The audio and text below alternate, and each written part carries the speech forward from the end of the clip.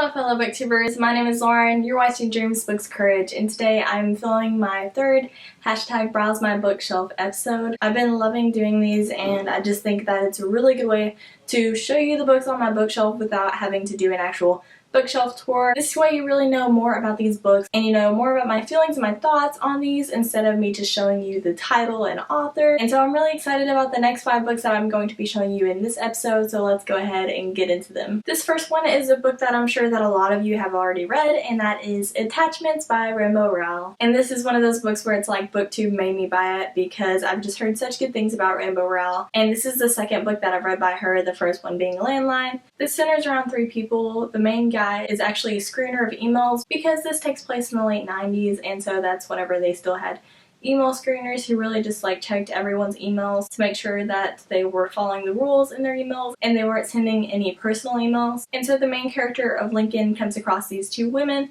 who keep sending each other personal and inappropriate emails at work, but he never actually tells on them because he likes reading them and getting to know the girls. So it kind of sounds creepy, but it's actually very sweet and an adorable read. I read this earlier this year in January and I personally really enjoyed it. I ended up giving this book 5 out of 5 stars. Although some parts were slow and Lincoln was a bit of a frustrating character, overall I found this to be very adorable and I loved the friendship between the 2 women. They were just so close to each other and I just felt like it was me and my best friend talking over email because of what they said and just how it felt so realistic within this novel. So it was just very good and I definitely recommend this one. This next novel I don't think I've ever even mentioned on my channel, and that is Banjee Club by Josie Bloss. And obviously this has to do with band. I was a big band nerd in high school and so I really wanted to read this.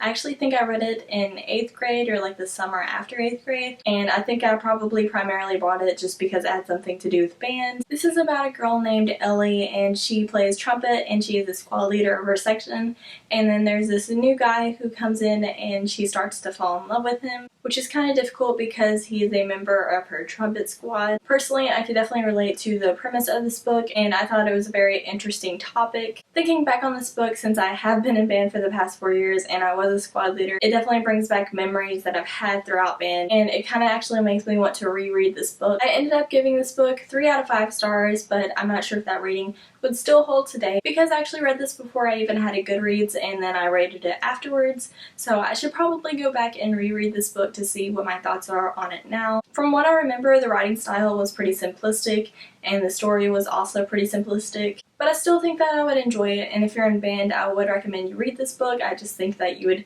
enjoy seeing someone else's band life, but this one definitely deserves a reread. This next book I also read in January of this year, and that is The Bane Chronicles, which is by Cassandra Clare, Sarah Reese Brennan, and Maureen Johnson. And this is a collection of I think 12 novellas all about Magnus Bane. If you have read the Infernal Devices trilogy or the Mortal Instruments series, then you would definitely know who Magnus Bane is, and I bought this primarily because I have read all of those books and I love them all so much, and so I felt like I had to pick this one up as well. This is about Magnus Bane's travels throughout the years, and it ranges from like the 1600s or somewhere in there to present day, and Magnus Bane is quite a flamboyant character. He's just all over the place, he's hilarious, and he's definitely a very unique character that I think definitely deserves a book this big. While reading this, it just made me think back to my memories of the Infernal Devices and the Mortal Instruments and the characters within those stories because they are kind of featured within this. It's really nice to see not only Magnus Bane's history but also the history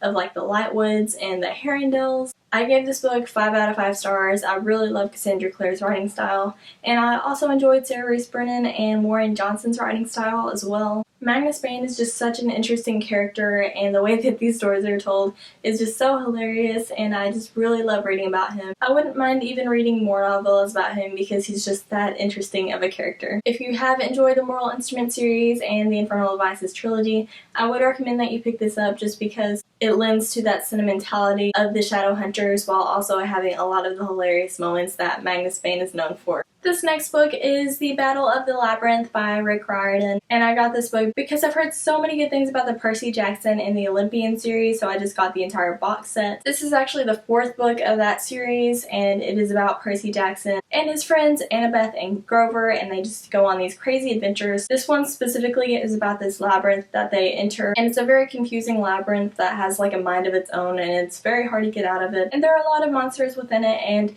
Percy and his friends are just kind of trying to figure out how to get out of it and also how to stop the labyrinth from doing what it's doing. I think I read this book during summer about 2 years ago and I just really enjoyed it. It reminds me of the beach. This whole series really does because I started it while I was at a beach, and so it just kind of always brings me back to these summery feelings even though it is a fantasy series. I gave this book 5 out of 5 stars. I really enjoyed it. It's probably one of my favorites of the Percy Jackson and the Olympian series.